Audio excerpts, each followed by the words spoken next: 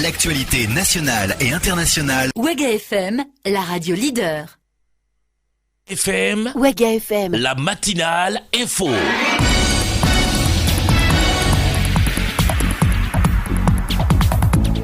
Excellente journée à l'écoute des programmes de Ouaga FM. Mesdames, Messieurs, bonjour à toutes et à tous et bienvenue au journal de 7h sur la radio leader. Nous sommes mercredi 14 décembre 2016.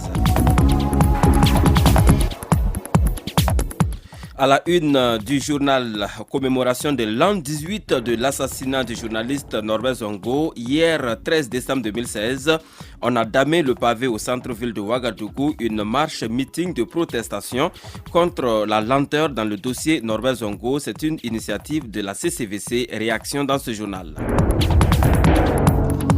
Affaire Norbert Zongo toujours, les organisations professionnelles de médias ont observé un sitting silencieux devant le palais de justice de Ouagadougou hier après-midi. Elles ont remis un mémorandum au procureur du Faso. Des précisions dans ce journal.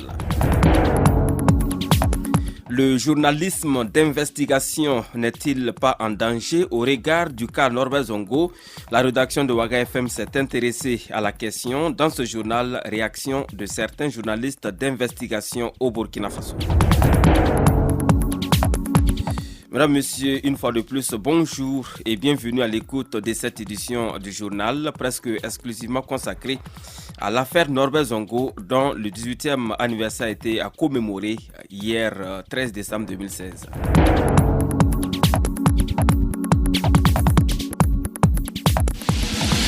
Les infos sur Ouaga FM, présentation Paul-Miki Rwamba.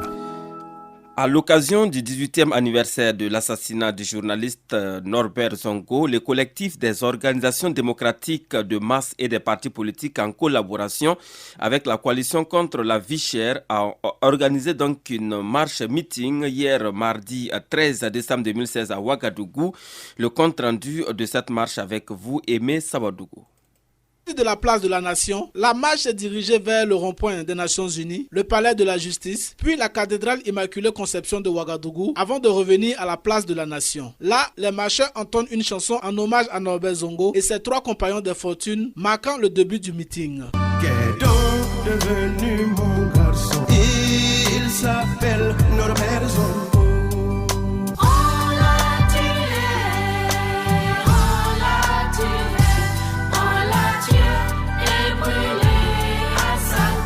Et selon Chrysogome Zougmore, président du collectif, la lutte vers la vérité et la justice est loin d'être acquise. Il appelle cependant les compagnons de lutte à ne pas baisser les bras. Il apparaît aujourd'hui plus qu'évident que le traitement des dossiers de crimes de sang et de crimes économiques connaît les mêmes misères que sous le règne du CDP de Blaise Compaoré. Comme si les nouveaux anciens acteurs de premier plan de la scène politique avaient quelque chose à se reprocher. Devrions-nous accepter cela, camarades? Non, camarades, poursuivons donc inlassablement, avec abnégation et plus de détermination, la lutte pour le jugement du dossier Norbert Zongo, tout en ayant à l'esprit les dossiers Thomas Sankara, Dabo Boukari, Guillaume Sessouma, Flavien Nébier, Émile Zigani, Blaise Sidiani, Salifou Nébier et ceux des martyrs de l'insurrection et des victimes du putsch. Pour le premier responsable du collectif, la lutte contre l'impunité ne devrait pas être isolée. Elle doit s'intégrer dans le cadre global de la lutte contre la liberté, la souveraineté et le progrès social véritable. Chrysogome Zougmore. C'est dans ce sens que nous devons mener le combat et c'est pourquoi le collectif et la CCDC tiennent à féliciter et à encourager nos populations pour les diverses formes d'organisation et de lutte dont elles se sont dotées. C'est pourquoi nous exigeons la satisfaction des préoccupations des populations relatives à l'impunité des crimes de sang et des crimes économiques, à la vie chère, aux droits économiques et sociaux évoqués dans la plateforme de la CCDC et transmises aux candidats aux dernières élections municipales, présidentielles et législatives. C'est pourquoi nous devons également exiger les départs sans délai des forces étrangères de notre pays. Dehors! Dehors! Le collectif a aussi exigé la libération sans condition de l'activiste Naïm Touré, interpellé par la gendarmerie de Benoro le 12 décembre 2016. Libérez Naïm! Libérez Naïm! Libérez Naïm! C'est un compte rendu signé Aimé Sawadogo. Et puis toujours dans le cadre de la commémoration du 18e anniversaire de l'assassinat du journaliste d'investigation Norbert Zongo et de ses 3 compagnons d'infortune le 13 décembre 1998, à quelques encablures de s'appuie, plusieurs organisations professionnelles de médias en collaboration avec le Centre national de presse Norbert Zongo et l'association Semfilms, ainsi que de nombreux défenseurs de la liberté de presse et des défenseurs des droits de l'homme, ont organisé ce mardi 13 décembre dans l'après-midi un sitting silencieux pour réclamer justice pour les victimes. C'était devant le palais de justice de Ouagadougou. Des détails avec Franck Aristide Jefa. Pain adhésif sur les bouches et silence radio pendant 13 minutes, un acte symbolique pour réclamer justice pour Norbert Zongo et ses 3 compagnons d'infortune. C'est le premier acte de cette marche silencieuse, suivi de la remise d'un mémorandum à la procureure de la République près le tribunal de grande instance de Ouagadougou. Un mémorandum dont la teneur est lue par Bouraïma Ouedraogo, président de l'association des sociétés d'éditeurs privés, l'ASEP, et directeur de publication du journal d'investigation, le Reporter. Pourquoi n'y a-t-il toujours pas le moindre début de procès? Indigné par cette lenteur, voire cette léthargie qui rencontre le dossier judiciaire, nous avons décidé d'exprimer une fois de plus notre colère à l'occasion du 18e anniversaire de l'odieux assassinat de Sabou. Nous entendons faire comprendre aux autorités judiciaires et politiques. Aujourd'hui, plus rien ne devrait faire obstacle à une célérité et une impartialité dans l'affaire Norbert Zongo et ses compagnons. Et très réceptive à ce geste et se félicitant de cette démarche, la procureure générale près le tribunal de grande instance de Ouagadougou a répondu ceci. Maïsa Sérémé. Depuis la réouverture du dossier, depuis la saisine du juge d'instruction, aucun effort n'est ménagé pour interpeller et déposer les présumés coupables de ce crime odieux. Notre souci, qui est aussi le vôtre, est que audience soit tenue à la fin de l'instruction de ce dossier et que justice soit rendue à Norbert Zongo. Que les auteurs, les coupables puissent répondre. Le dossier connaît des hauts et des bas, mais nous sommes dans la dynamique de la recherche de la vérité. Et nous croyons que nous y arrivons. Nous voulons que le dossier soit bien ficelé, afin qu'à l'audience, il n'y ait pas de quiproquo, afin que ceux qui seront auteurs de ce forfait puissent répondre de leurs faits. Pour l'artiste, chanteur et activiste sénégalais présent à Ouagadougou dans le cadre de cette commémoration, 18 ans sans la moindre justice pour les familles des victimes, c'est énorme, a déclaré Didier Awadi, qui estime qu'il faut resserrer l'étau autour des dirigeants. Je pense qu'on est là tous, parce que 18 ans, c'est assez pour qu'on puisse ouvrir quand même le dossier sur Norbert Zongo. Donc on dit qu'on veut la justice tout de suite et maintenant. Non, c'est facile de les critiquer, mais il faut leur mettre la pression et ne pas lâcher la pression, parce que sinon ils aiment beaucoup le statu quo et nous ça nous arrange pas le statu quo. Et comme pour réaffirmer leur optimisme face à ce dossier, l'ensemble des défenseurs de la liberté et de la justice ont entonné l'hymne de la victoire. On fortifie notre peuple courageux et fertile et salut.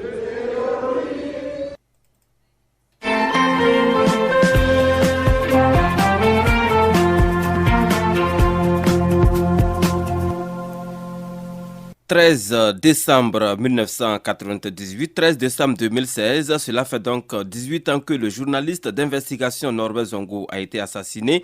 À l'occasion de la commémoration de ce triste anniversaire, hier mardi 13 décembre 2016, quelques journalistes d'investigation que nous avons rencontrés ici à Ouagadougou se sont prononcés sur l'évolution de ce genre journalistique au Burkina Faso. Est-il aisé de pratiquer le journalisme d'investigation? C'est un compte rendu signé Aimé Sawadogo qui a échangé avec des journalistes d'investigation. À nous l'écoutons. Le journalisme d'investigation est un genre journalistique qui vise à révéler des informations cachées en les recoupant et en les vérifiant au moyen d'enquêtes parfois longues et minutieuses. Cependant, il expose le journaliste à de nombreuses menaces. Quelques journalistes d'investigation que nous avons rencontrés donnent leur avis sur l'évolution de ce genre journalistique au Burkina Faso depuis la mort du journaliste Norbert Zongo. Je crois que les journalistes d'investigation aujourd'hui au Burkina bénéficient plus d'espace de liberté, plus de protection, surtout du côté de l'opinion publique nationale, du côté des défenseurs des droits humains, aussi des organisations professionnelles des médias, que du temps de Norbert Zongo. Parce que du temps de Norbert Zongo, Norbert était pratiquement seul, quelqu'un qui se battait contre des moulins avant. Malheureusement, effectivement, il est tombé face en tout cas tous les balles assassines de ceux qui ne voulaient pas, qui voulaient du journalisme d'investigation dans ce pays. Je suis de ceux qui pensent qu'à tout moment, le journaliste doit pouvoir dire ce qu'il pense. Advienne que pourra. C'est ce que Norbert Zongo fait, parce qu'au temps du temps de Norbert Zongo, il était très conscient des risques qui pesaient sur lui. Mais il n'a pas hésité à prendre ses responsabilités responsabilités et à s'assumer en tant que journaliste d'investigation. Un journaliste d'investigation doit être animé de courage. Alors, ceci étant, je crois que c'est une victoire qui doit nous inciter, nous autres, les héritiers de Norbert Zongo, à poursuivre justement dans cette tâche, effectivement, du journalisme de courage. C'est vrai qu'effectivement, journalisme d'investigation, c'était notre genre, un genre qui expose davantage le journaliste. D'ailleurs, pourquoi Norbert Zongo a été assassiné le 13 décembre 1998. Malheureusement, ceux qui ont tué Norbert Zongo pensaient peut-être donner un coup d'arrêt à ce genre journalistique-là, mais c'est peut-être le contraire qui s'est produit. Parce qu'en 1998, peut-être que Norbert, il était pratiquement le seul avec son journal L'Indépendant. Mais on a vu qu'après son assassinat, il y a eu plusieurs titres qui ont été créés, qui sont animés par des jeunes, peut-être qui ont voulu reprendre le flambeau. Notons que depuis l'assassinat du journaliste Norbert Zongo, le 13 décembre 1998, le Burkina Faso a connu la naissance de nombreux journaux d'investigation qui exigent que la lumière soit faite sur l'assassinat de Norbert Zongo. Merci à vous, Aimé Sawadogo.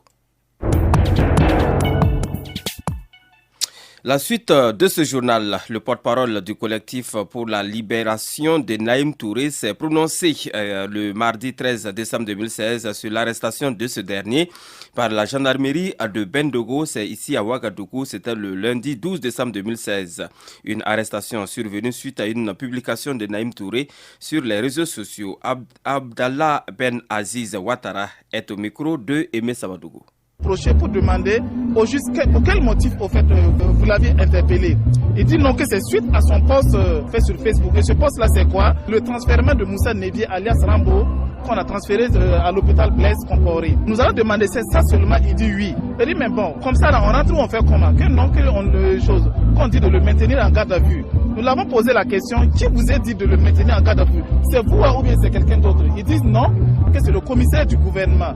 Je dis, s'il n'y a pas autre information que c'est ça, ça veut dire quand même qu'il y a quelque chose qui ne va pas à quelque part. Je dis, ou bien autre chose. Le commandant nous a dit non, que lui, il n'a rien à dire, que si nous voulons, on n'a qu'à se déplacer avec le commissaire du gouvernement. Nous sommes dit, mais nous sommes dans quel pays? Ça, la question. Ce qu'on appelle, il faut être dans un état voyou, comme on aime le dire, pour au fait écouter, voir des arrestations arbitraires. La suite de ce journal sur Ouaga FM, la radio de toutes les générations, et nous prenons à présent la direction de Bobo Dioulasso où un double incendie a eu lieu mardi matin dans la ville de Bobo Dioulasso. Le bâtiment de soins des hospitalisations du CSPS du village de Maturkou est parti en flammes, ainsi qu'une partie du marché de mécaniciens de cycle. Je vous propose donc d'entendre les réactions à Maturkou du major qui rassure que très rapidement des mesures ont été prises pour poursuivre les soins. Je vous propose donc de l'entendre. Il est au micro de notre correspondant sur place à Bobo Dioulasso, Abdoulaye Ouattara. 4 mètres, c'est l'odeur de fumée qui vous accueille. Dehors, des rames de papier jetées à terre, des documents à moitié brûlés devant un bâtiment bien fumé. Dans certains compartiments de la maison, plus de toiture, les tôles ayant fondu sous l'effet du feu. C'est le bâtiment de soins, d'hospitalisation et de l'état civil du CSPS de Maturkou qui a subi le fait d'un incendie ce matin. Aïssata Sanogo Badini est la major du CSPS. De 7 heures, voilà, on a constaté dans la salle de PEV qu'il y avait une fuite de gaz qui avait pris le raccord déjà. Donc ça fait que c'était pas aussi simple. On a une congélateur avec tous nos vaccins qui est déjà parti. Et la salle même est vraiment je sais pas quoi dire. Elle est vraiment totalement brûlée. Tout le toit est parti. Il y avait nos documents qui sont là, les extraits, les registres, tout. Très rapidement, une mission déployée par le maire de la commune de Bobo Dioulasso est allée apporter le soutien de l'autorité communale aux agents du CSPS. Cette mission est dirigée par Bamori Diané, le directeur de cabinet. Ce matin, à 7 heures, nous avons été interpellés. Voilà, qu'il y a le CSPS de Maturkou qui était en feu. Donc rapidement, accompagné du maire de l'arrondissement 6 et du commissaire central de police, nous nous sommes déportés sur les lieux pour faire l'état un peu des dégâts. Et voilà, on se rend compte qu'effectivement ce n'est pas minime. Pratiquement tous les vaccins sont partis en fumée. Nous sommes compatissants de ce qui s'est passé et que nous prenons toutes les dispositions pour que rapidement le CSPS puisse être fonctionnel pour le bien-être de nos populations. Sanou Sitilé, le maire de l'arrondissement numéro 6 de Bobo Dioulasso, arrondissement dans lequel se trouve ce village, s'est rendu sur les sites pour constater les dégâts. C'est des situations que nous déplorons effectivement. Ce matin, on nous a informé que le CSP de Maturuku a pris feu au niveau du bâtiment dispensaire. Du coup, on nous informait également que le marché des cycles aussi avait été l'objet d'un incendie.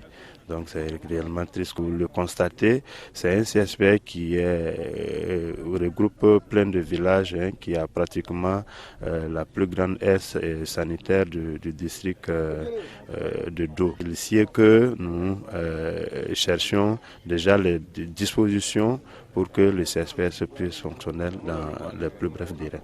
Le souhait des autorités est de voir fonctionnels très rapidement les CSPS en chantier dans les villages rattachés. Merci à vous, Abdoulaye Ouattara, sur place à Bobo-Dioulasso. Et puis on reste avec vous et toujours à Bobo-Dioulasso pour parler de cet autre incendie survenu hier mardi. Cette fois-ci au marché des mécaniciens de cycle. Les dégâts ne sont pas du tout négligeables selon les victimes que vous avez rencontrées. Abdoulaye Ouattara.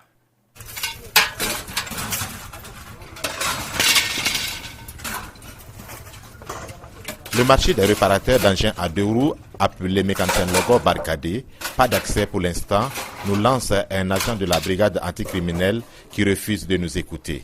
Des mécaniciens attristés sont mécontents face à cette attitude. Devant nous, des hangars à genoux, des pièces brûlées nous regardent de loin. Quelques victimes essaient de sortir des pièces de décombre. Issaka Badiel, le président des mécaniciens professionnels des deux roues, explique l'origine de l'incendie. L'incendie est vraiment commencé vers les 8h moins. Bon, l'incendie est quitté dans la cour de la Segna. Et bon, ça a embrasé les hangars. Bon, peut-être le gardien ou bien l'agent de la Segna a voulu mettre du feu par-dessus les herbes sèches. Et bon, comme plusieurs fois on l'avait averti que ce serait dangereux, aujourd'hui bon, il n'a pas pu maîtriser la situation et puis baf, c'est rentré. Dans ces hangars, il y avait des motos, il y avait des pièces détachées, il y avait des pièces de motos occasion, beaucoup de pièces neuves. Kafando Mohamed, une victime, a été informée par les voisins. Bon, c'est ce matin, quelqu'un a appelé le vieux, informé que l'hangar a pris feu, qu'il est venu voir et c'est de quel côté le marché là a été incendié. Quand je suis arrivé, sincèrement, j'ai vu les pompiers qui étaient là, très éteints, donc on les a aidés à éteindre le feu. Bon, sincèrement, les dégâts qui ont été causés au niveau de mon hangar, au moins ça évolue au mieux.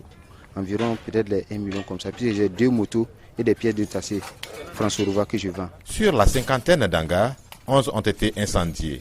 Selon les témoins, c'est l'effort de la brigade des sapeurs-pompiers qui a permis de vite maîtriser l'incendie.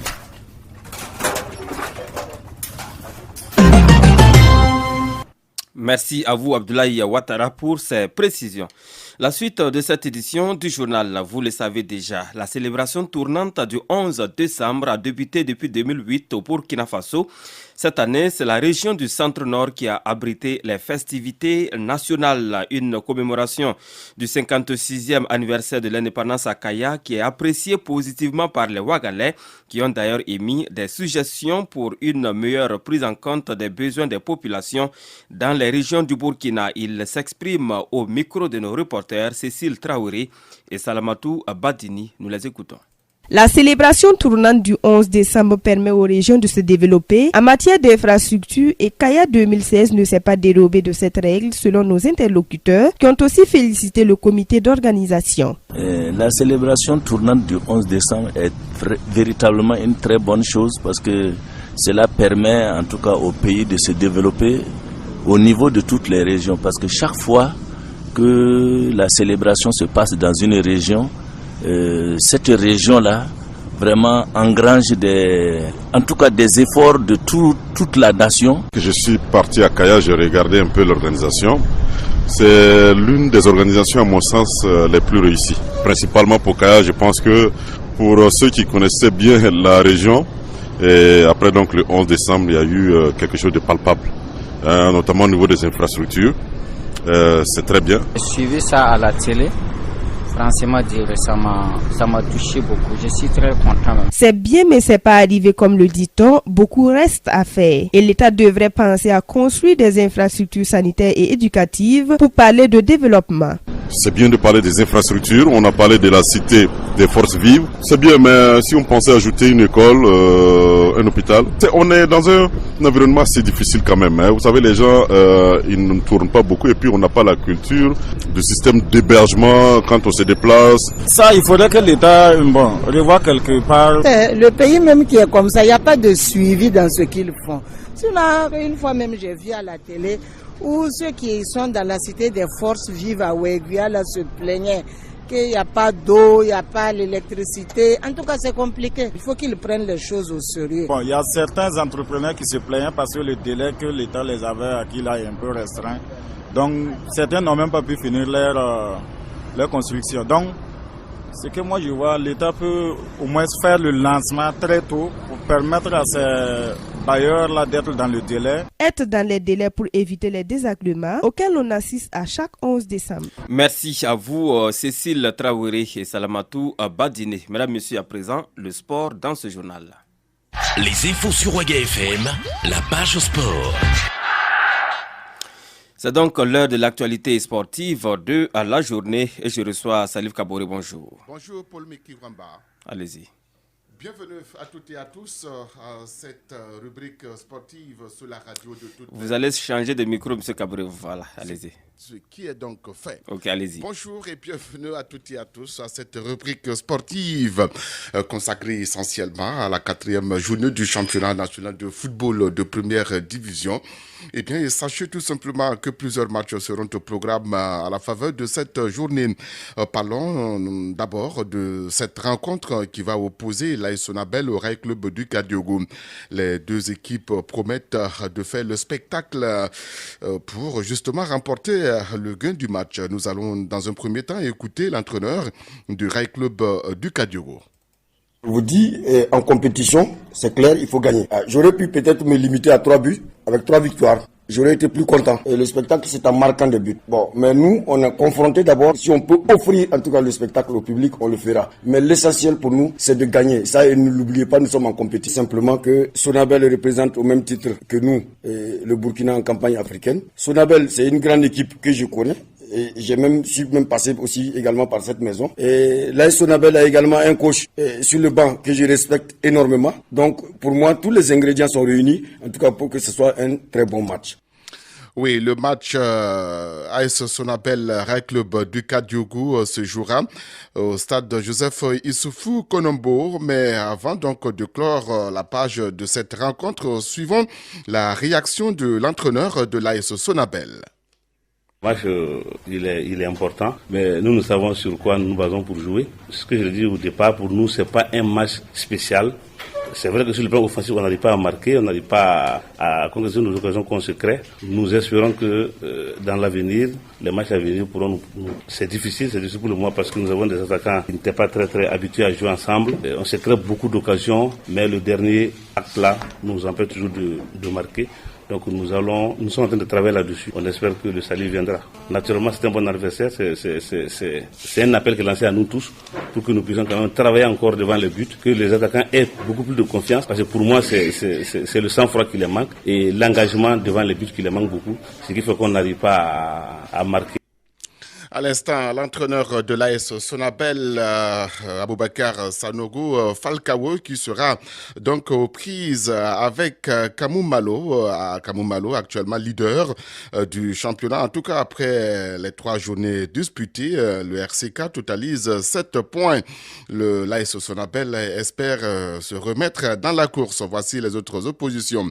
On aura Sapone Majestic contre Asfa Yenega, l'étoile filante de Ouagadougou jouera contre l'Union sportive de Ouagadougou au stade Joseph Issoufou Konombo. À suivre, COSAF BPS au stade Wobu de Bobo Dioulasso. La SFB croise le Racing Club de Bobo Dioulasso. On aura Santos FC contre Raimo FC. L'AS Police en découtera avec l'USFA. Et à suivre, Ageb contre l'USCO de Banfora. Une 4e journée prévue pour ce 14 décembre. Voilà, merci à vous Salif Kaboré pour ces informations sportives. Mesdames, Messieurs, la suite de ce journal à présent, la rubrique Regard citoyen. Regard citoyen, présentation Ahmed Bakiono. Eh bien, cette année, notre chroniqueur Ahmed Bakiono, dans la rubrique Regard citoyen, s'est intéressé aux rouges au Burkina Faso. Nous l'écoutons. Les rouges au Burkina, ce sont pour la plupart déteints et embourgeoisés.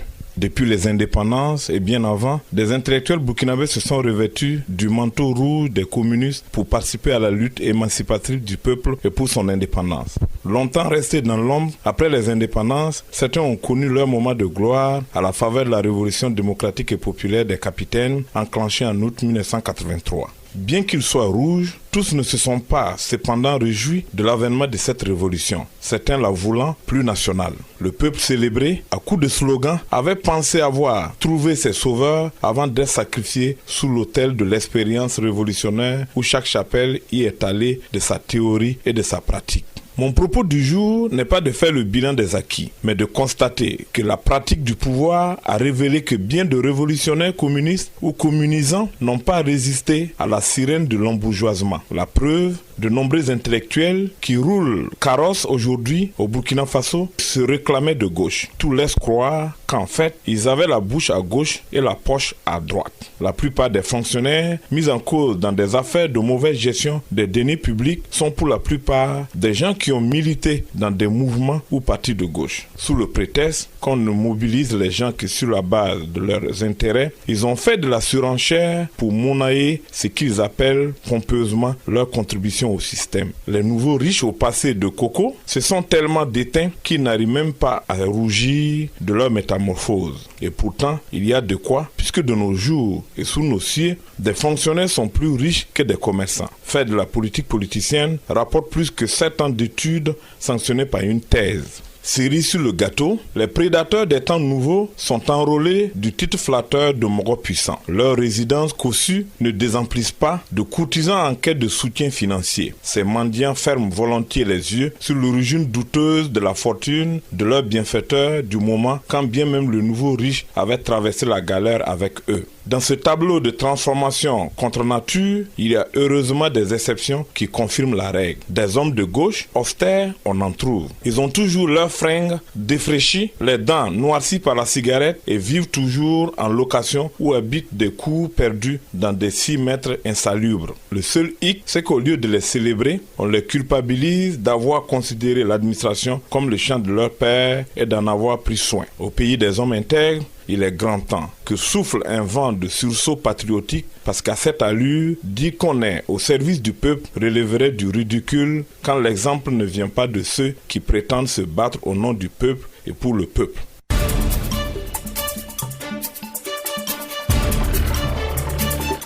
Mesdames, Messieurs, ainsi s'achève cette édition du journal de 7h sur Ouaga FM, la radio de toutes les générations. Je vous dis merci à vous qui nous avez suivis de bout en bout et je vous rappelle que vous avez la possibilité de suivre l'intégralité de ce journal sur le compte Twitter et la page Facebook de la radio Ouaga FM.